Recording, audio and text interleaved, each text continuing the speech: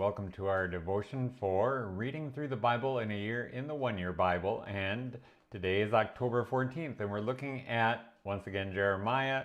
The whole section is Jeremiah chapter 23, verse 21 through chapter 25, verse 38. We'll especially look at the first two chapters. As the section of Jeremiah for today begins, the Lord reveals that he did not send the false prophets, but if they had stood in his counsel, they would nevertheless have proclaimed his words and turned from their evil ways and deeds. The false prophets are criticized for depending on dreams, which have nothing in common with the Word of God. Dreams just can't compare to the true revelation of God to his true prophets. Famously, God asks, "Am I a God at hand and not a God far away? Can a man hide himself in secret places so that I cannot see him?" These verses describe both the transcendence and the immanence of God.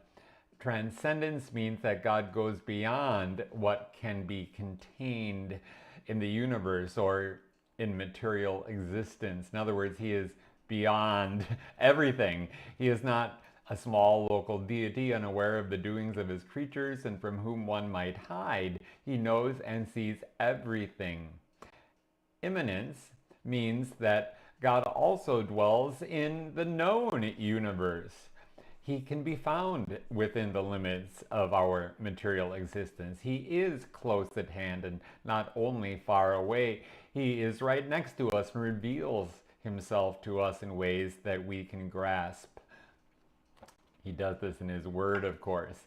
He is deeply involved in our lives.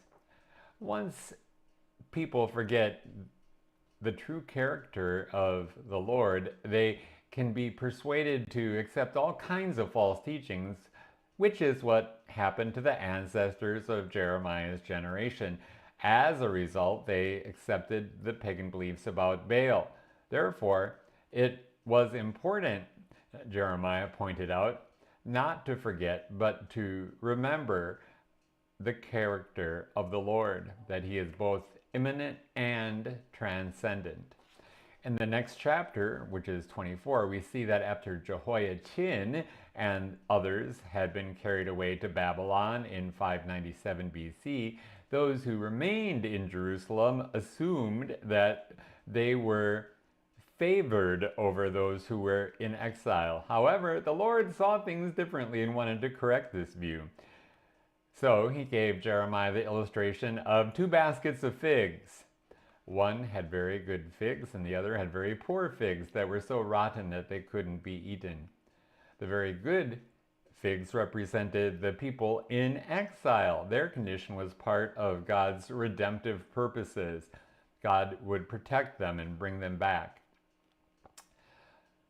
So, also, God looks upon us in grace, not according to our works, all for the sake of Jesus Christ. We receive this gift of forgiveness through faith, which is itself a gift from God.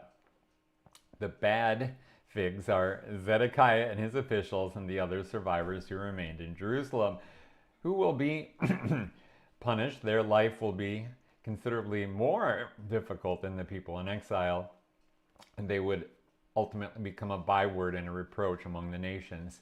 For the exiles, for people who seemed to the eyes of the world to be without a future, God would make a future for them. God's power is shown chiefly in the grace he extends to the poor, lame, downtrodden, to sinners, to the exploited, to people such as the littlest, the least, and the lost. So there you have it, a good reminder that when we come before God, we don't claim any merits of our own or look to any of our own deeds or accomplishments of any sort or any works. We look to what God has done for us in Jesus Christ. May God be with you and bless you.